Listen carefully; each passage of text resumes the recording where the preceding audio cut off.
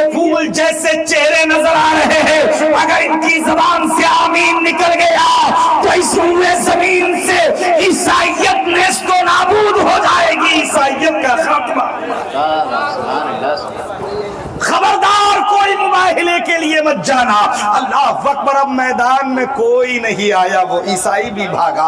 اللہ نے مسلمان کو قوت دی، اللہ نے دین کی حقانیت کو غلبہ عطا فرمایا، تو دین کی بازی لگانے آئی، دین کے خاطر جان کی بازی لگانے کی ضرورت پیش آئی، تو نبی اپنے گھر والوں کو لے کر میدان میں آ گئے۔ پیارے ذرا اندازہ لگاؤ، تو یہ جذبہ حسین کو نبی عطا کر رہے ہیں کہ حسین جب دین پر بات آ جائے تو اپنی جان کی پرواہ نہ کرنا، بلکہ دین کے خاطر اپنی جان کو قربان کر لینا۔ یہ تربیت مصطفیٰ نے فرمائی ہے حسن و حسین کی۔ اللہ اکبر، یہی تربیت چلتی رہی۔ مصطفیٰ جان رحمت صلی اللہ علیہ وسلم نے اپنے بچوں کو نوازنا، اپنے بچوں کی تربیت فرمائی اور اس کو علم عطا فرمایا۔ مصطفیٰ نے اپنی زبان اقدس کو چسوایا حسن و حسین سے، بڑے ہوئے پلے بڑھے مصطفیٰ کی زبان کو چوس کر، اور جب نبی کریم جناب محمد رسول اللہ صلی اللہ تعالی علیہ وسلم نے دین کو مکمل کر دیا، آقا اس ظاہری دنیا سے پردہ فرما گئے، حضرت ابوبکر صدیق خلافت پر متمکن ہوئے اور اس کے بعد مسلمانوں کے خلیفہ مقرر ہوئے۔ حضرت ابوبکر کے بعد حضرت عمر آئے، حضرت عمر کے بعد حضرت عثمان غنی آئے، حضرت عثمان غنی کے بعد مولائے کائنات مولا علی خلیفہ مقرر ہوئے، اور جب حضرت علی کے بعد امام حسن خلیفہ ہوئے، اور امام حسن نے صرف 6 مہینے خلافت کی، اور اس کے بعد 30 سال کا عرصہ مکمل ہو جاتا ہے خلافت کا، جس کی پیشن گوئی میرے آقا جناب محمد رسول اللہ صلی اللہ تعالی علیہ وسلم نے فرمائی تھی۔ امام حسن تک خلافت راشدہ رہی، اور اس کے بعد 6 مہینے کے بعد حضرت امام حسن نے سب کچھ حضرت امیر معاویہ کے سپرد کر دیا۔ اب حضرت امیر معاویہ خلیفہ نہیں بلکہ اسلام کا سب سے پہلا بادشاہ ہوا۔ ملوکیت کا دور حضرت امیر معاویہ سے شروع ہوا، یعنی اسلام کا سب سے پہلا بادشاہ اگر کوئی ہے تو وہ حضرت امیر معاویہ ہے۔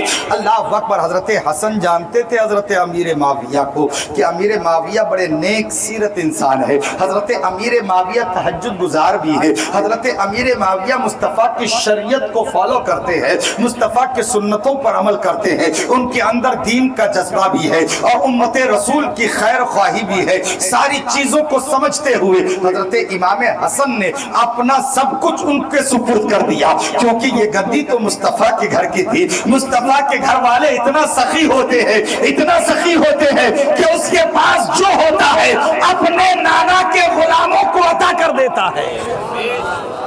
یہ سخی ابن سخی ہے۔ اللہ اکبر، یہ امام حسن کی سخاوت تھی۔ اگر حضرت امیر معاویہ دعوے دار تھے اس وقت، وہ دعویٰ کر رہے تھے، لیکن حضرت امیر معاویہ کے طرف سے کوئی تشدد نہیں تھا، لیکن حضرت امام حسن نے اس چیز کو بھاپا کہ کہیں ایسا نہ ہو کہ شریوں کا شر اس پہ غالب آ جائے اور شری لوگ آپس میں ہمیں لڑا دیں اور دونوں طرف سے نقصان اپنا ہی ہو۔ اللہ اکبر، دونوں طرف سے جانی نقصان اپنا ہو تو امت میں انتشار پیدا ہو جائے، امت میں خلفشار ہو۔ حضرت حسن نے کہا یہ مجھے گوارا نہیں کہ میرے نانا کی امت آپس میں لڑے، آپس میں انتشار ہو۔ اللہ اکبر، حسینی ہو تم، امام حسین کی محبت میں بیٹھے ہو، آج آپس میں کتنا انتشار رکھتے ہو، آپ آپس میں کتنا لڑتے ہو، جھگڑتے ہو، آپ ایک دوسرے کو آپ برداشت نہیں کر پاتے، ایک بھائی دوسرے بھائی کو برداشت نہیں کر پاتا، چچا بھتیجے کو برداشت نہیں کر رہا ہے، بھتیجا چچا کو برداشت نہیں کر رہا ہے، ذرا ذرا سی زمین کے چکر میں گولیاں چل جاتی ہے،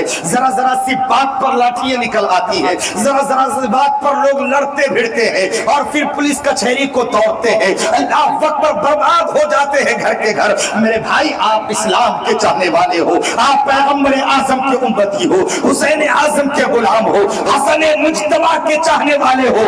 امت میں انتشار ہونے کا خوف تھا، امام حسن نے اس انتشار کو ختم کرنے کے لیے اپنی خلافت، اپنا تخت، اپنی گدی حضرت امیر معاویہ کے سپرد کر دیا، اور حضرت امیر معاویہ کے آپ نے ہاتھ دے کر کہہ دیا آپ مسلمانوں کے خیر خواہ بن جاؤ۔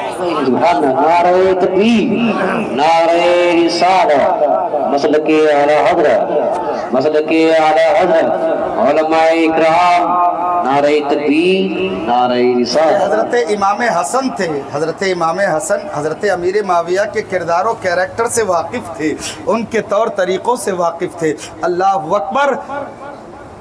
یزید کے تعلق سے ایک واقعہ ہم نے پڑھا کہ یزید دور حضرت امیر معاویہ کا تھا۔ یزید ایک بار حج کے لیے آیا، یزید حج کے لیے آیا تو امام حسین کو خبر دی کسی نے کہ حضرت امیر معاویہ کا بیٹا یزید حج کے لیے آیا ہوا ہے، چونکہ خلیفۃ المسلمین کا بیٹا ہے لہذا چلو ملاقات کر لیا جائے۔ امام حسین اپنے چند اصحاب کے ساتھ یزید کی ملاقات کے لیے گئے، اور جب خیمے میں پہنچے تو خیمے کے اندر سے شراب کی بدبو آئی، خیمے کے اندر سے شراب کی بدبو آئی، اور جب شراب کی بدبو آئی تو امام حسین نے کہا یزید آپ شراب پیتے ہو، آپ شراب پیتے ہو؟ یزید نے کہا آپ آئے ہیں ملاقات کے لیے، اچھی بات ہے، ان سب باتوں پر دھیان مت دیجیے، آپ اپنی بات کیجیے۔ اللہ۔ مگر امام حسین کو جلال آیا۔ امام حسین نے کہا یزید کیا تمہیں معلوم نہیں کہ یہ حرام ہے، اس کو پینا جائز نہیں ہے؟ قرآن نے فرما دیا ان الخمر والمیسر کہ یہ شراب یقیناً حرام ہے جس کی حرمت نص قطعی سے ثابت ہے، اور تم اس کو اپنی منہ سے نکال رہے ہو، لگا رہے ہو۔ کیا تم نے میرے نانا کی حدیث نہیں سنی؟ نبی کریم جناب محمد الرسول اللہ صلی اللہ علیہ وسلم فرماتے ہیں کہ جس نے ایک دن شراب پیا اللہ اس کے 40 دن کی عبادت کو قبول نہیں فرماتا، اور جو شراب پیتا ہے اللہ اسے جنت نہیں عطا فرمائے گا۔ یزید کیا تجھے یہ خبر نہیں ہے؟ کیا تجھے نبی کی یہ حدیث معلوم نہیں ہے؟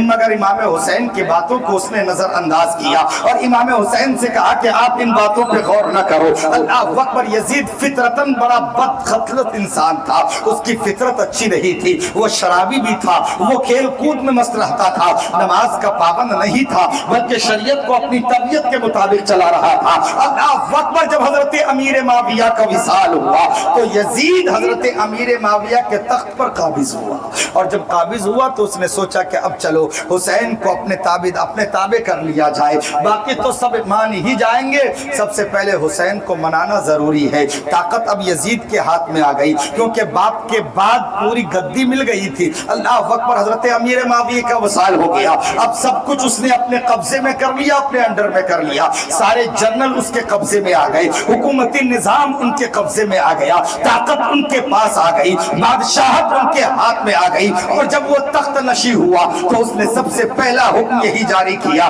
بس فوراً مدینہ المنورہ کے لیے قاصد روانہ کر دیا اور کہا جاؤ حسین سے میری بیعت لو اور حسین سے کہو کہ میری اتباع کرے۔ اللہ اکبر۔ مجھے تسلیم کر لے۔ جب امام حسین تک خبر پہنچی، امام حسین نے کہا میں اور یزید کو قبول کر لوں، جبکہ میں جانتا ہوں وہ شرابی ہے، میں جانتا ہوں یزید جواری ہے، میں جانتا ہوں یزید بے نمازی ہے، میں جانتا ہوں یزید جوا کا خوگر ہے، وہ شریعت کو اپنی طبیعت میں بدلنا چاہتا ہے، میں یہ ہاتھ کیسے اس یزید کے ہاتھ میں دے دوں؟ اللہ اکبر۔ یہ ہاتھ کوئی عام ہاتھ نہیں ہے، بلکہ یہ ہاتھ جس ہاتھ میں زلف مصطفیٰ کا لگام تھاما ہو، جس ہاتھ میں مصطفیٰ کے زلف عنبری کو تھاما ہو، جس ہاتھ میں شریعت مصطفیٰ کی باگڈور ہو، وہ ہاتھ یزید کے ہاتھ میں کیسے جا سکتا ہے؟ ہم اپنا سر تو دے سکتے ہیں مگر اپنا ہاتھ یزید کے ہاتھ میں نہیں،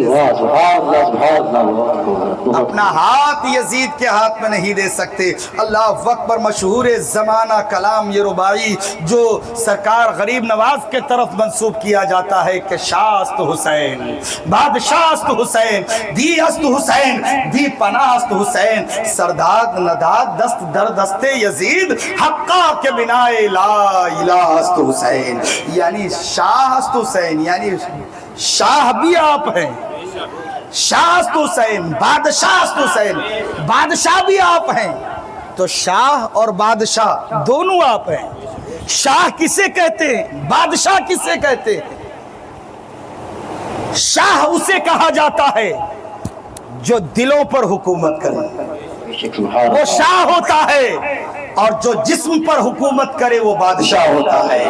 تو گویا غریب نواز بتا رہے ہیں کہ حسین آپ دلوں پر بھی حکومت کرنے والے ہیں اور آپ جسم پر بھی حکومت کرنے بے شک بے شک آپ شاہ بھی ہے آپ بادشاہ بھی ہے اللہ اکبر امام حسین نے کہا یزید کے ہاتھ میں ہاتھ قطعی نہیں دے سکتا یزید کے ہاتھ میں اگر ہاتھ دوں گا تو میرے نانا کی شریعت کا کیا ہوگا میرے نانا کی شریعت کیا ہوگا میرے نانا کی شریعت کی پاسداری کیسے ہوگی یزید بے نمازی ہے سب لوگ بے نمازی ہو جائیں گے یزید شرابی ہے سب کے زبانوں کو شراب لگ جائے گی تو حسین نے دین کو بچانے کے لیے مصطفیٰ کی شریعت کو بحال کرنے کے لیے سارا ظلم اپنے اوپر سہ لیا اب یزید نے سکنجہ کسنا شروع کر دیا مدینے کی زمین حسین پر تنگ ہونے لگی اب حسین نے یہ ٹھان لیا کہ اب مدینے میں رہنا میرا گوارا نہیں ہے یزید کو لہذا اب ہجرت کرنا پڑے گا اپنے خاندان والوں کو ساتھ میں لیا اپنے گھر والوں سے کہا رخت سفر باندھ لو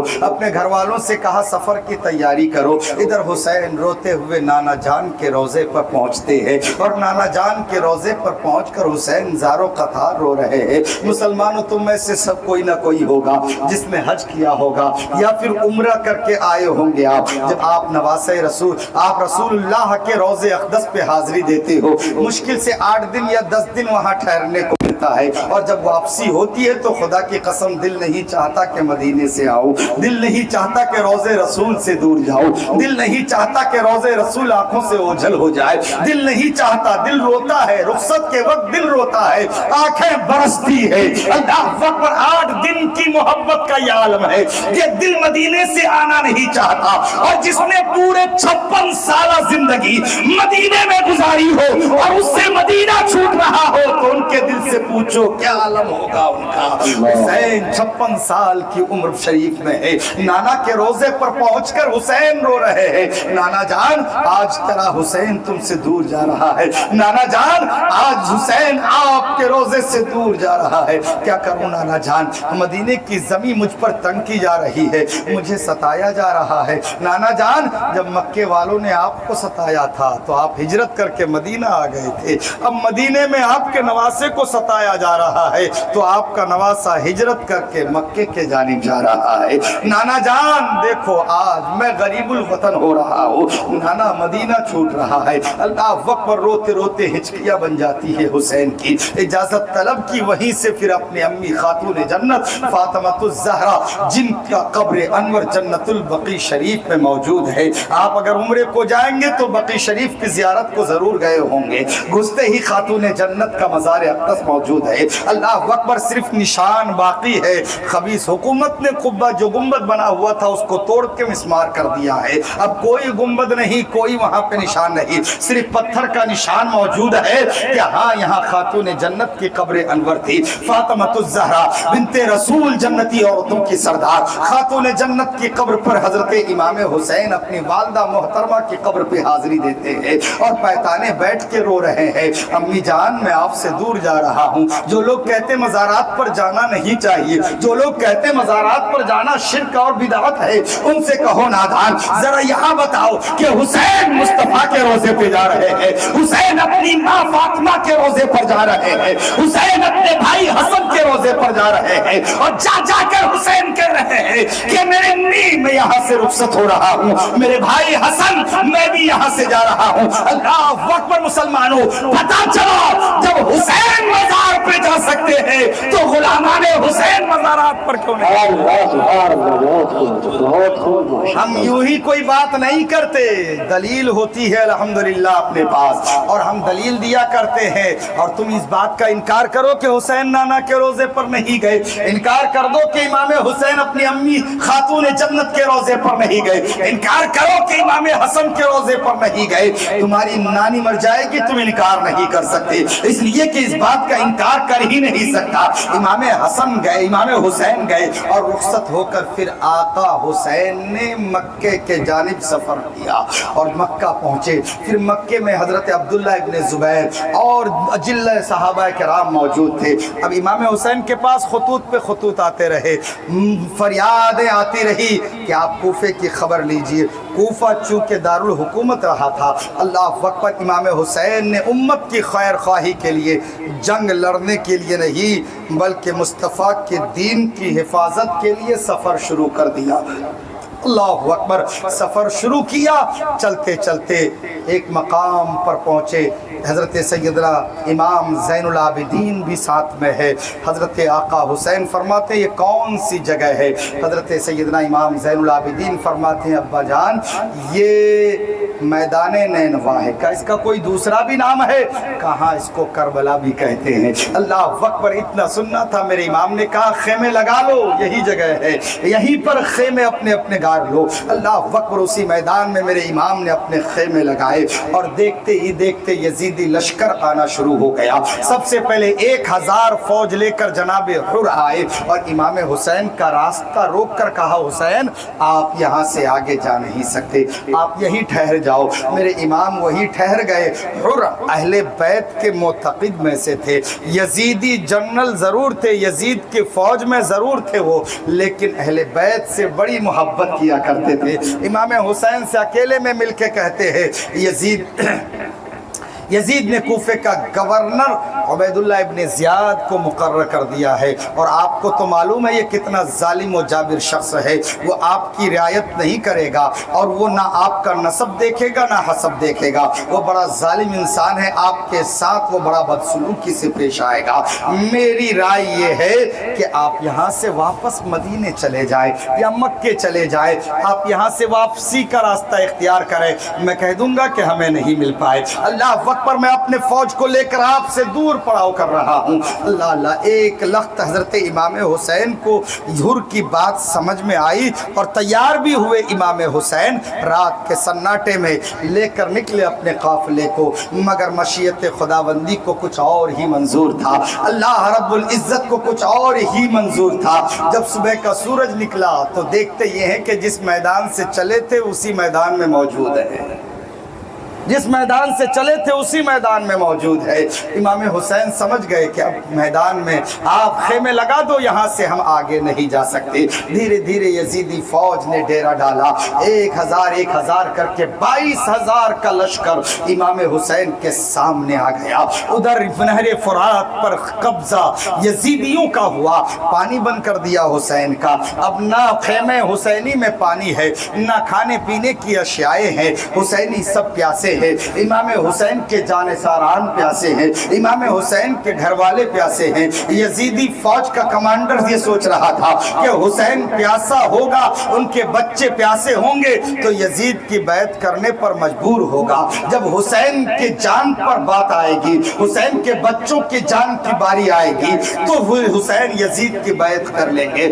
مگر قربان جاؤ حسین اعظم کے عزم کو سلام, ان کے استقلال کو سلام, حسین اعظم کے ہمت کو سلام. یزیدی کوشش کرتے رہے حسین یزید کی بیعت کر لو, یزید کے ہاتھ میں ہاتھ دے دو, یزید کو اپنا خلیفہ مان لو, یزید کی حکومت کو تسلیم کر لو. مگر امام حسین کا پیغام یہی تھا کہ اسلام تھا, اسلام ہے, اسلام رہے گا. قرآن تھا, قرآن ہے, قرآن رہے گا. اسلام کی گردن پر حسین ابن علی کا احسان تھا, احسان ہے, احسان رہے گا. اور حسین نے کربلا کی زمین سے زمانے والے کو یہ پیغام دیا کہ معیار تھا, معیار ہے, معیار رہے گا. کردار تھا, کردار ہے, کردار رہے گا. بیکار ہے بیعت کا سوال آنے نبی سے, انکار تھا, انکار ہے اور انکار رہے گا. انکار تھا, انکار ہے اور انکار رہے گا. انکار تھا, انکار ہے اور انکار رہے گا. اللہ اکبر. امام حسین نے انکار پہ انکار کیا. انکار کی صورت میں تیروں کی بوچھاریں شروع ہو گئی. جنگ شروع ہو چکا. ایک ایک کر کے غلامان حسین اپنی جان دیتے رہے, عظمت حسین پہ قربان ہوتے رہے. اللہ اکبر. اس کے بعد پھر باری آئی حسین کے بچوں کی. اللہ اکبر. ایک بچہ حضرت جناب علی اکبر تڑپ کر آئے, کہا بابا جان مجھے اجازت دیجیے, 18 سال کا کریل جوان اور اپنے جوان بیٹے کو حسین کیسے اجازت دے دے. اللہ اکبر. بچہ رو رہا ہے, بلک رہا ہے, ابا جان مجھے اجازت دیجیے, میں میدان میں جانا چاہتا ہوں. اللہ اکبر. نہ چاہتے ہوئے امام حسین نے اپنے 18 سال کے جوان بیٹے علی اکبر کو اجازت دی ہے. حضرت علی اکبر میدان میں آئے اور آنے کے بعد علی اکبر نے یزیدیوں کو مخاطب کیا کہ یزیدیوں आओ मेरा मुकाबला कर लो, आओ मेरा मुकाबला करो। यजीदियों ने अपने सर झुका लिए, अपनी तलवारों को म्यान में डाल लिया। अल्लाह अकबर। जब सबके सर झुक गए, तलवारें म्यान में आ गई, तो शिम्र ने कहा क्या हुआ तुम लोगों को? हुजी, इसको देखकर तुम लोगों ने अपनी तलवारें अपने म्यान में क्यों डाल ली, सर क्यों झुक गए तुम्हारे? तो तमाम यजीदियों ने कहा था शिम्र हद हो गई बेहयाई की, अरे हम हुसैन से जंग कर सकते हैं मगर अपने नबी से जंग नहीं कर सकते। कहा नबी कहाँ नजर आ रहे हैं? कहा ये कौन है? का धोखा हो रहा है, ये नबी नहीं बल्कि शबीह नबी है। हजरत अली अकबर पैगंबर आजम के बिल्कुल मुशाबे थे। हज़रत अली अकबर का शक्ल मुबारक, आपका चेहरे अक़दस नबी करीम जनाब मुहम्मदुर रसूलुल्लाह सल्लल्लाहु तआला अलैहि वसल्लम के चेहरे अक़दस से मिलता जुलता था।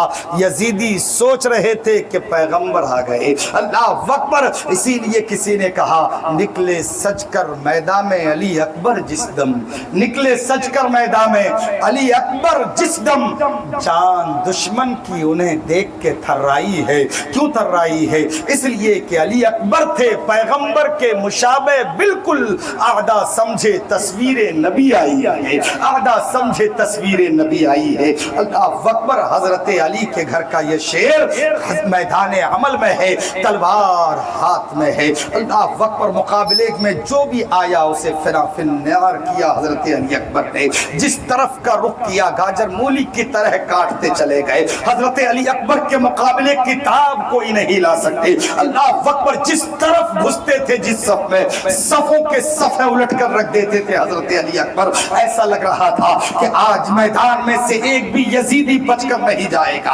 आज हर यजीदी अकबर के हाथों कत्ल होगा। अल्लाह अकबर। इस तरह तलवार चल रही थी। लड़ते लड़ते जिस्म पर जख्म लगे हैं हजरत अली अकबर के, पलटे अपने खेमे के तरफ। प्यास की शिद्दत थी। हजरत अली अकबर ने अपने बाबा हुसैन को आवाज दिया, बाबा जान जरा एक कतरा पानी का मिल जाए, बाबा जान चंद घोट पानी मिल जाए तो खुदा की कसम इन यजीदियों पे कहरे जुल जलाल बनकर मैं बरसूंगा। थोड़ा सा पानी मिल जाए। खेमे हुसैनी में पानी नहीं है। इमाम हुसैन कहते बेटा हमारे पास पानी नहीं है, साक़िए हौज़े कौसर से पानी मांग। देख मुस्तफा हौज़े कौसर पर प्याला लिए तुम्हारे इंतजार में खड़े हैं। अल्लाह अकबर। इतना कहना था। हजरत अली अकबर पुकार उठे, बाबा जान जहां से भी किसी दिल जले ने आवाज दी है मुस्तफा वहीं से उनकी मदद फरमा रहे हैं। मैंने देख लिया कौसर का प्याला लिए नाना मेरे इंतजार में खड़े हैं। अल्लाह अकबर। पलटे हैं मैदान की तरफ अली अकबर। अल्लाह अकबर। पलट कर आए, फिर लड़ाई शुरू हुई और उसके बाद लड़ते लड़ते एक भाला हजरत अली अकबर के सीने में आकर लगा। जमीन पर आए हजरत अली अकबर और जब जमीन पर आए तो मैदान करबला से एक मनहूस आवाज उठी, हुसैन।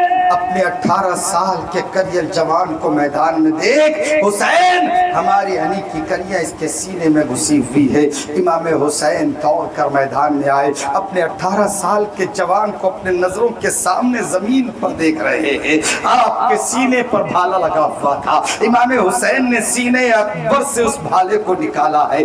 बाप हो तुम जरा अंदाजा लगाओ, क्या इतनी जुर्रत किसी बाप के अंदर हो सकती है? क्या इतनी हिम्मत किसी बाप के अंदर हो सकती है? हुसैन ने अपने अंदर कितनी हिम्मत और कितनी जुर्रत को इकट्ठा किया है। 18 साल का जवान जमीन पर है, सीने पे भाला लगा हुआ है और इधर 56 साल का बुजुर्ग है, लेकिन हुसैन के हाथ कप कपा नहीं रहे थे। आवाज आई, हुसैन है हिम्मत जो बेटे का खून देखो, है हिम्मत जो बेटे का खून देखो। हुसैन ने कहा हाँ हाँ बेटे के खून को देखने की हिम्मत तो नहीं है, मगर हाँ नाना के गोद में पला हूँ, इस्लाम के खातिर अपनी जान कुर्बान करने वालों को देखने की हिम्मत जरूर है। इस्लाम के खातिर, दीन के खातिर अपने जिगर की कुर्बानी देने वालों को देखने की हिम्मत जरूर है।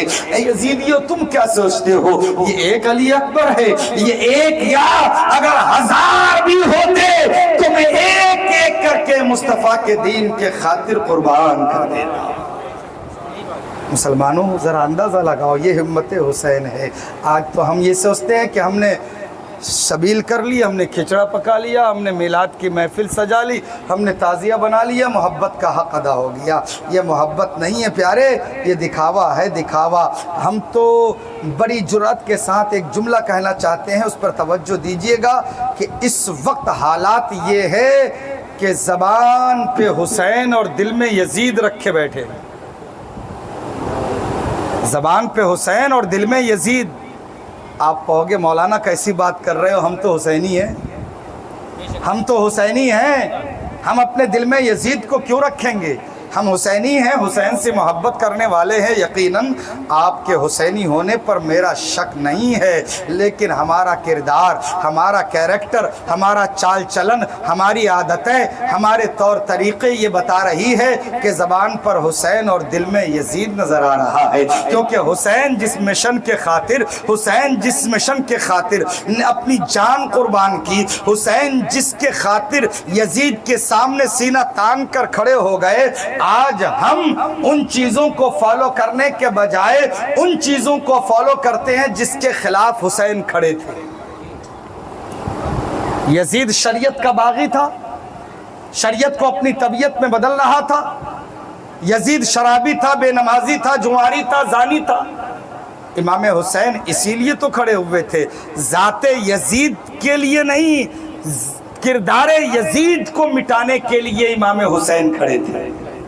यजीद से हुसैन को कोई तकलीफ नहीं, यजीद के तरीकों से तकलीफ था, यजीद के तौर तरीके से तकलीफ था, यजीद के किरदार से तकलीफ था, यजीद के कैरेक्टर से तकलीफ था, यजीद की चाल चलन से तकलीफ था। हुसैन को तकलीफ ये था कि नाना की उम्मत है और नाना जान का कलमा पढ़ते हुए भी वो शराब पी रहा है, और फिर शराबी कौम का इमाम बन जाए, कैसे हो सकता है?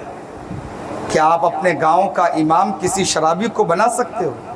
किसी बेनमाजी को अपना इमाम बना सकते हो? उसके पीछे नमाज पढ़ लोगे? अरे ये तो इमामत सुगरा है, इमाम हुसैन तो इमामत कुबरा पर फाइज थे। जब इमामत सुगरा में आप बगैर दाढ़ी वाले को इमाम नहीं बना सकते, एक शराबी को इमाम नहीं बना सकते, एक बेनमाजी को मुसल्ले इमामत पर खड़ा नहीं कर सकते, एक झूठे को आप झूठे के पीछे नमाज अदा नहीं कर सकते, तो ये इमामत सुगरा जिसे कहते हैं, जो मुसल्ले की इमामत है, तो ऐसा इमाम जो जुआरी हो, शराबी हो, आप जो बेनमाजी हो, जो शरीयत का पाबंद ना हो, आप नहीं बना सकते। तो इमाम हुसैन जो इमामत कुबरा पर फाइज थे, वो यजीद को अपना मुक्तदा कैसे मान लेते?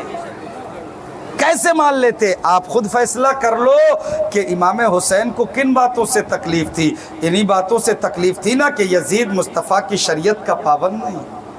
तो अगर आप शरीयत मुस्तफ़ा के पाबंद नहीं रहोगे तो क्या हुसैन को तकलीफ नहीं होगी? क्या हुसैन को तकलीफ नहीं होगी? कोई उम्मती रसूल का शराब पिएगा तो क्या हुसैन को तकलीफ नहीं होगी? कोई उम्मती रसूल का अपने दाढ़ियों को छिलवा कर नालियों में बहाएगा तो क्या हुसैन को तकलीफ नहीं होगी? कोई उम्मती रसूल का नमाज का पाबंद ना होगा तो क्या हुसैन को तकलीफ नहीं होगी? कोई रसूल का उम्मती बुराइयों में मुलव्विस रहेगा तो क्या हुसैन को तकलीफ नहीं होगी? तो हुसैन की मोहब्बत यही है कि आप सिर्फ जबान से मोहब्बत हुसैन का दावा करो, और जिन चीजों से हुसैन को नफरत थी तुम उन चीजों को करते रहो, तो क्या हुसैन राजी होंगे? हरगिज राजी नहीं हो सकते। अगर हुसैन से सच्ची मोहब्बत है तो पक्के नमाजी बन जाओ, हुसैन से सच्ची मोहब्बत है तो शराब से दूर हो जाओ, हुसैन से सच्ची मोहब्बत है तो नमाजों की पाबंदी करो, हुसैन से सच्ची मोहब्बत है तो सच बोलो, हुसैन से सच्ची मोहब्बत है तो चेहरे पर सुन्नते रसूल को सजाओ। यही पैगाम करबला है, शरीयत मुस्तफा के पाबंद हो जाओ। हुसैन ने अपनी जान देकर शरीयत को बचाया है और यजीद का खात्मा किया। बज़ाहिर यजीद तख्त पर रहे, बादशाह बने रहे, लेकिन जमाना यह देख रही है कि कत्ले हुसैन असल में मर्गे यजीद है। इस्लाम जिंदा होता है हर करबला के बाद। नारे तकबीर, नारे रिसालत, मसलके आला हजरत, उलमाए अहले सुन्नत, नारे तकबीर, नारे रिसालत। इस्लाम जिंदा होता है हर करबला के बाद। तो दीवानों, यही पैगाम करबला है कि नमाजी बन जाओ। बनेंगे इंशाअल्लाह? जोर से कहिए इंशाअल्लाह। नमाज पढ़ेंगे इंशाअल्लाह। چہروں کو سنت رسول سے سجائیں گے انشاءاللہ۔ آپ حسینی ہو، دنیا دیکھے تو کہے ہاں یہ سچا حسینی آ رہا ہے۔ جب آپ شریعت کے پابند ہو جاؤ گے تو خدا کی قسم دنیا کہے گی یہ سچا حسینی ہے، یہ حسین کا سچا محبت کرنے والا ہے۔ جس حسین نے شریعت مصطفیٰ کے خاطر اپنی اولاد کی قربانی دے دی، اپنی جان کی قربانی دے دی، آپ اتنی قربانی نہیں دے سکتے کہ حسین نے جس شریعت کو بچایا، جس اسلام کو بلند اور اسلام کو تقویت پہنچائی، اس اسلام پر مضبوطی سے قائم رہ کر یہ قربانی نہیں دے سکتے کہ آپ سنت رسول سے چہروں کو نہیں سجا سکتے۔ آپ سے جان کی قربانی نہیں مانگی جا رہی ہے، آپ سے صرف وقت کی قربانی مانگی جا رہی ہے، اپنے کردار و کیریکٹر کی قربانی مانگی جا رہی ہے، مغربی تہذیب چھوڑنے کو کہا جا رہا ہے اور محمد عربی کا غلام بننے کو کہا جا رہا ہے۔ تم سچے مصطفیٰ کے غلام بناؤ، سچے حسینی بنو، سچے بزرگوں کے ماننے والے ہو جاؤ، اپنے چہروں کو سجاؤ اور اپنی زندگی کو بہتر بناؤ، نماز کے پابند رہو، جھوٹ سے بچو، یہی پیغام کربلا ہے۔ کہنے کو بیان کرنے کو بہت کچھ ہے، بہت طویل ہو سکتا ہے، لیکن میں اتنا ہی کہنا چاہوں گا کہ امام حسین سے سچی محبت کرنے والا دنیا میں بھی عزت پاتا ہے اور آخرت میں بھی عزت پاتا ہے۔ مرنے کے بعد اگر عزت پانا ہے تو حسین سے محبت کرو، اہل بیت سے محبت کرو اور اہل بیت کی محبت میں جیو اور اہل بیت کی محبت میں مرو، اچھے کام کرو، کسی کو تکلیف نہ پہنچاؤ، یہی پیغام کربلا ہے۔ غلط کاموں میں اپنے وقت کو ضائع نہ کرو، شریعت جن چیزوں کو منع کرتی ہے اس سے باز آؤ، اس سے قدم کو پیچھے ہٹاؤ۔ شریعت کسی کے باپ کے گھر کے نہیں بلکہ رسول پاک کی ہے، اس کو سمجھو۔ قرآن و حدیث جس چیز کا حکم دے اس پر عمل کرو اور جن چیزوں سے منع کرے ان سے باز رہو۔ علماء حق اور مسلک اعلیٰ حضرت سے جڑتے ہوئے علماء حق کے ساتھ جڑے رہو۔ آپ کی سمجھ میں کوئی مسئلہ نہ آئے، اپنے سنی صحیح العقیدہ مسلک اعلیٰ حضرت کا پابند عالم دین سے رابطہ کر کے اپنے ایمان اور عقیدے کی اصلاح کرتے رہا کرو۔ موت کا خیال کرو، موت حق ہے، مرنا یقینی ہے، ہمیشہ رہنے کے لیے کوئی نہیں آیا۔ اپنے ایمان اور عقیدے کو مضبوط پڑھو۔ آپ نے کلمہ پڑھا ہے اور کلمہ انسان کو ہمت عطا کرتا ہے، کلمہ انسان کے دل سے ڈر کو دور کر دیتا ہے۔ تو آپ کلمہ پڑھنے والے مسلمان ہو، آپ دل میں صرف یہ عقیدہ رکھو جو اللہ چاہتا ہے وہی ہوتا ہے، بغیر اس کے حکم کے ایک پتا بھی نہیں ہلتا۔ حکومت کسی کی بھی ہو، ہمیں اس سے کوئی غرض نہیں، ہمیں حکومت کا لالچ بھی نہیں۔ ہمارا اصل حاکم تو مدینے میں ہے، ہمارا اصل حاکم تو مدینے میں ہے، اسی کے حکم پر عمل ہے۔ اور دنیا کو یہ بتاؤ کہ انہیں جانا، انہیں مانا، نہ رکھا غیر سے کام، للہ الحمد میں دنیا سے مسلمان ہے۔ اللہ سلامت رکھے، آپ سب کو شاد رکھے، آباد رکھے۔